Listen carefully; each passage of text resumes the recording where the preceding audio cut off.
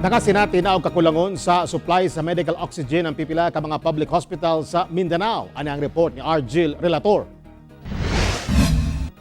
Adlong Lunes nagpagula og public advisory ang Amay Pakpak Medical Center sa Marawi City nga maoy usa sa COVID-19 referral hospital sa BARM og Northern Mindanao nga naabot na sa maximum capacity ang ilang COVID-19 wards ug ICU tungod sa padayong pagsaka sa kaso.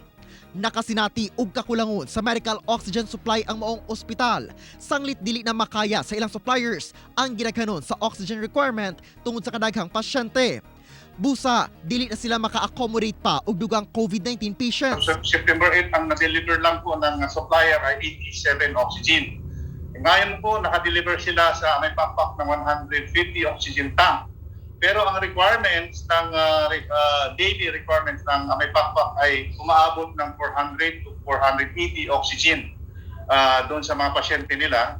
Mayroon ding nangangailangan na pasyente na non-COVID patient which is 42. So kailangan din nila ito. Nagkaroon kami ng emergency purchase sa lahat ng supplier regarding sa ma-augment yung kanilang oxygen supply sa different hospital na COVID Referral Center ng BARM. No? Isa na dyan ang Amay Pakpak at CRMC or Cotabato Regional Medical Center.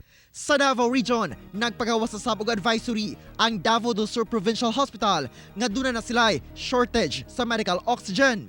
Sanglit Primary COVID-19 Hospital sa Davao City, ang Southern Philippines Medical Center, nabalaka ang management basin ugaling sa ilang ospital ma-refer ang mga pasyenteng nanginahanglan og oxygen gikan sa ubang ospital. Sanglit puno sab karon ang SPMC.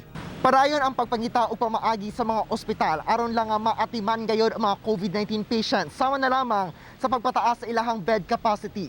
Apan maglisod gayod sila sanglit matag adlaw nagasaka sab ang new COVID-19 cases. Labi na kadtong mga pasyente nga nanginahanglan gayod og atensyong medikal sama na lamang sa mga maglisod na og ginhawa. Ipatuman sa SPMC ang no coordination, no transfer policy nga kinahanglang i-coordinate una sa One Hospital Command Center ang tanang referrals. Sa Socsargen, limitado na sab ang supply sa oxygen sa Pulumulok Municipal Hospital. Busa naghangyo sila og pagsabot og pagkooperar sa katawhan. Ako si Argil Relator para sa One Mindanao.